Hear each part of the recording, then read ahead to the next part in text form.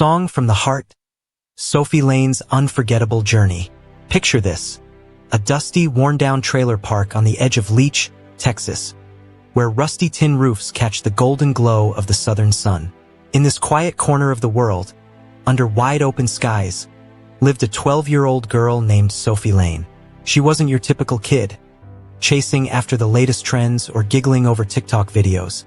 No, Sophie's days began at 5 a.m., when the world was still cloaked in dawn's soft light.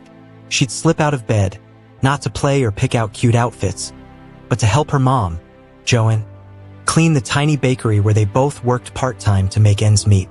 Joanne, a wiry woman with a heart as big as Texas, had a saying that stuck with Sophie like a melody. "You don't need to be rich to live kindly." Those words were a beacon for Sophie, who didn't have many friends. Her patched-up school uniform and scuffed shoes made her an easy target for teasing at Winslow Elementary. She sat in the back row, quiet and reserved, her deep brown eyes holding dreams she only dared to hum in her mind. But oh, those dreams? They were as vast as the starry Texas night. Before we dive deeper into Sophie's extraordinary story, let me ask you something. Do you believe that true worth isn't about what you wear or where you come from, but the fire in your heart and the courage to keep going? If that resonates with you, hit that like button and subscribe to our channel. Let's share stories like Sophie's with the world. Stories that remind us of the beauty in perseverance and passion. Now, buckle up, because Sophie's journey is about to take us somewhere magical. One crisp Monday morning, the school's PA system crackled to life, and the principal's voice rang out with excitement. "Welcome to Talent Week, everyone. If you'd like to perform, sign up by Wednesday outside the office." The classroom buzzed like a beehive. Kids chattered about TikTok dances, piano solos, and drum performances. Sophie, tucked in her usual back row spot, stayed silent, her heart thumping. But that night, as she washed dishes with her mom, an old cassette tape played softly in the background. Lullabies Joanne had recorded years ago. Sophie's eyes sparkled as she grabbed a pencil and scribbled her name on a slip of paper. "I'll sing that song, Mom," she whispered. "The one you sang when I was sick, Scarborough Fair." The next day, Sophie stood frozen before the bulletin board outside the school office. The sign-up list was already long, filled with names of kids who seemed so much more confident, so much more ready. Her hands trembled, but with a deep breath, she added her name to the very last line. Sophie Lane, singing. Less than 10 minutes later, giggles echoed down the hallway. "Sophie signed up to sing? Must be a comedy act," one kid snickered. "Maybe she'll perform through a rice cooker," another teased. Sophie heard every word, but she didn't cry. She just lowered her head, clutching her little notebook where she'd written the lyrics in her neat, tilted handwriting, and walked away. That evening, she practiced alone in her room, her voice quivering but clear, like a spring breeze rustling through the trailer park. Joanne peeked in, her eyes soft with love.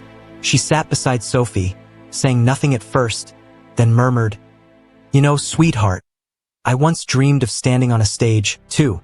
But when Grandma got sick, I left school to care for her. I never regretted it. But if I could see you step onto that stage, it'd be the most beautiful gift I've ever received." Sophie's eyes brimmed with tears. "Will you come, Mom?" she asked. Joanne nodded, her voice steady. "Even if I have to walk there." The day of the rehearsal arrived, and Sophie was the last contestant. The music teacher, a kind but no-nonsense woman, asked, "Do you have a backing track?"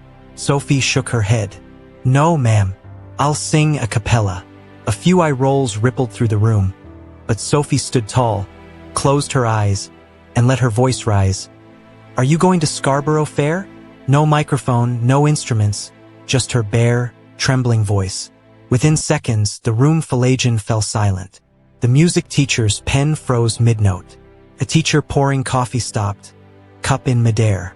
Sophie's voice was like a fine mist, slipping into every heart, even the most guarded.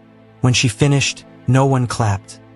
Not out of dislike, but because they were too stunned, too moved, to remember what to do. On the walk home, Sophie asked, "Mom, if people laugh, Should I stop? Joanne squeezed her hand, her smile warm as a summer day. No, sweetheart. You keep singing. The world needs to hear voices like yours, voices that have never been heard. The morning of the talent show, Winslow Elementary's courtyard buzzed with excitement. Colorful balloons adorned a temporary stage in the auditorium, and an LED board flashed. Winslow Elementary. Let your light shine? Sophie arrived early, wearing a simple white dress, her only one without patches, lovingly ironed by her mom. Her brown hair was tied into 2 neat braids, and her face, though tense, glowed with determination. She clutched her faded notebook, her mother by her side. Joanne, pale from a night shift at the bakery, beamed with pride, her eyes never leaving her daughter. One by one, students performed. A dazzling dance group with sparkling lights, a boy rocking electronic drums, a girl in a pink dress belting out a pop song.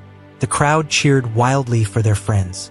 Sophie sat alone in the waiting area, catching sideways glances and whispers. Wait till you see the fairy tale act, someone giggled.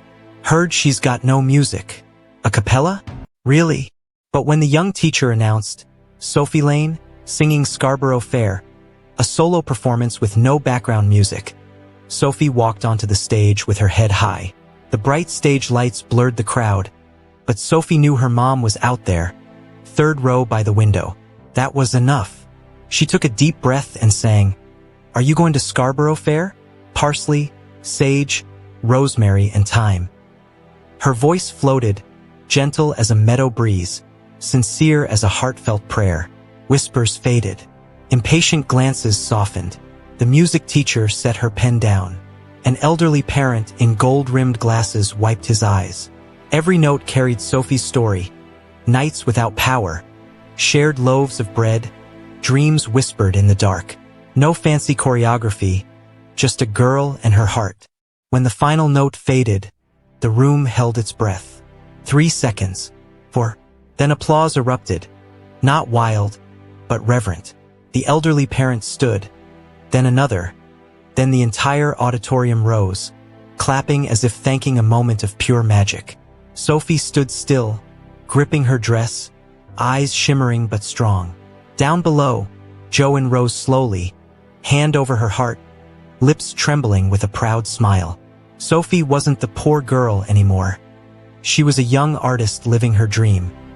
As Sophie stepped off the stage, a woman in a white blouse approached, her name badge gleaming. Clara Jensen, City Children's Choir conductor. You must be Sophie, she said, her voice warm. I was here for my daughter's performance, but your voice, it stopped me in my tracks. Would you like to audition for our scholarship program at the studio? Sophie glanced at her mom, who nodded, eyes glistening.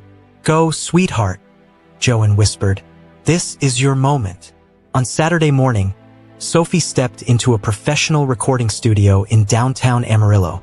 The walls were lined with acoustic foam, and soft lights cast a magical glow. Clara, a kind woman in her 50s with keen eyes, had driven Sophie and Joanne from the bus station. Think of this as an adventure, Clara said, her smile encouraging. Sophie, in her old white blouse and jeans, clutched her notebook like a talisman. Leo, the studio engineer with salt and pepper stubble, raised an eyebrow. This is the kid? He asked Clara. She grinned. Just let her sing, Leo. Inside the booth, Sophie faced a microphone too tall for her. Leo adjusted it, and Clara placed a gentle hand on her shoulder. Sing Scarborough Fair, or anything you'd like. Sophie glanced at her mom through the glass, then said, I'll sing my mother's song. No backing track, just silence. And then her voice, Are you going to Scarborough Fair? The soundproof room seemed to hum with warmth. Leo froze. Clara's gaze softened. When Sophie finished, silence hung for a moment. Then Leo leaned into the mic. No formal training. Huh? Yet you've got tempo, breath control, and emotion that can't be taught. Kid, your voice isn't loud or perfect. It's real. Clara took Sophie's hand. Scarborough Fair's a folk song, centuries old. Your mom calls it a lullaby for dreamers. Doesn't she? Sophie nodded. She says it's for people who never give up. Clara smiled. That's why your voice touches hearts. That afternoon, Clara sent Sophie's recording to the Emerson School of Music Scholarship Board, where she served as an advisor. The program selected only 2 rural students a year. You don't have to outshine anyone, Clara told Sophie. Just be you. 3 weeks later, a pale blue envelope arrived at their trailer. Joanne's hands shook as she read aloud, Dear Sophie Lane, we are deeply impressed by your recording. With unanimous approval, we invite you to join Emerson's Summer Scholarship Program in Austin. All expenses will be covered. Tears streamed down Joanne's face. Sophie stared at the letter, whispering, Mom, I got in. For the first time, she felt like she belonged. Not in the back row, but in the spotlight. June in Austin shimmered with heat, the sun stretching golden rays over ancient oaks. The Emerson Conservatory, perched atop a hill, gleamed with red brick and frosted glass windows. For most students, it was a prestigious summer camp. For Sophie, it was a dream so big it felt fragile. She pulled her worn suitcase into the dormitory, passing classmates in designer shoes and embroidered backpacks. They came from New York, Los Angeles, San Francisco, kids with vocal coaches and theater credits. Sophie, from a trailer park in Leech, had only her notebook of handwritten lyrics. At the opening orientation, Clara stood at the podium, her voice resonant. We don't seek perfection here. We seek souls that tell stories through music. The simplest voices often linger longest. But Sophie soon learned that words didn't always match reality. In vocal anatomy class, terms like diaphragm and resonance baffled her. Is your voice soprano or mezzo? A girl asked. Sophie smiled nervously. I just sing with my mom. Eliza, a polished student from Boston, whispered, They picked the wrong kid this year. The days were tough. Sophie struggled to read music in harmony class and lagged in vocal technique. One day, she forgot her lyrics entirely, old taunts from Winslow echoing in her mind. One night, she sat alone on the dormitory porch, staring at the courtyard lights. Clara appeared, setting 2 cups of mint tea between them. I don't belong here, Sophie whispered. I'm not like them. I don't know technique. I'm from nowhere. Clara's eyes softened. I was a country girl too, Sophie.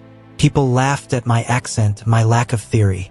But a professor once told me, technique can be learned. Emotion can't.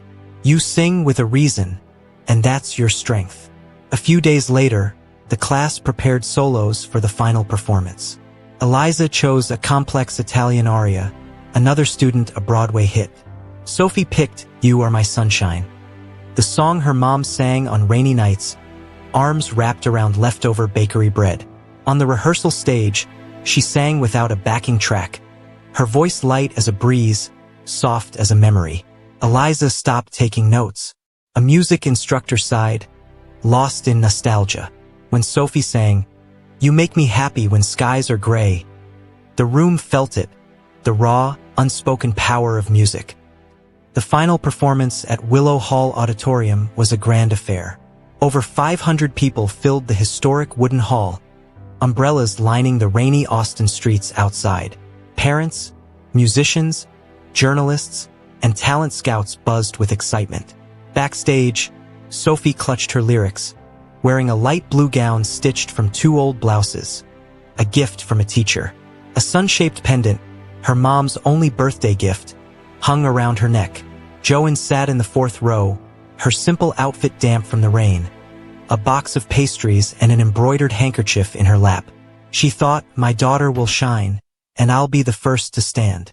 The program dazzled with classical pieces and Broadway numbers, met with polite applause.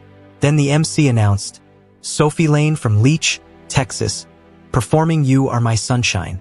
A murmur rippled through the crowd, expectations low for a simple folk song. Sophie stepped forward, legs trembling under the blinding stage lights. She couldn't see her mom, but she felt her there. Her voice rose, You are my sunshine, my only sunshine. Each word carried her story. Nights without electricity, shared bread, her mom's trembling voice in the rain. The auditorium fell silent, not with boredom, but with awe. Parent clutched their heart. A student in turn covered their mouth. Clara's eyes shimmered. As Sophie sang the final line, "Please don't take my sunshine away," Joanne stood, hands over her heart, as if to say, "That's my daughter." A heartbeat later, the auditorium erupted in applause, thunderous, reverent. Tears fell. Eliza whispered to her roommate, "I was wrong." Sophie bowed, unshaken, seen not for perfection but for truth. The next morning, at a small diner, Clara arrived with an envelope. "The Academy Board met last night," she said, grinning. "They're offering you full admission to the year-round program, starting this fall. No re-audition needed." Joanne's fork clattered, tears flowing. Sophie whispered, "Can I bring my mom?" Clara laughed. "If she's why you sing like that, the school would be honored." Years later, on a televised interview, Sophie Lane, now a celebrated singer-songwriter, was asked, "What moment changed your life?" She smiled, eyes bright. "When my mom stood up in the crowd. When no one knew who I was, she did. That was enough." And so, Sophie Lane's story comes to a close. A journey from the back row to the spotlight, from a quiet voice to a heart-stirring melody. If Sophie's courage and love touched your heart, share your thoughts in the comments below. Hit like and subscribe to keep these beautiful stories alive in our fast-paced world. We'll see you on the next journey, where more dreams come to life.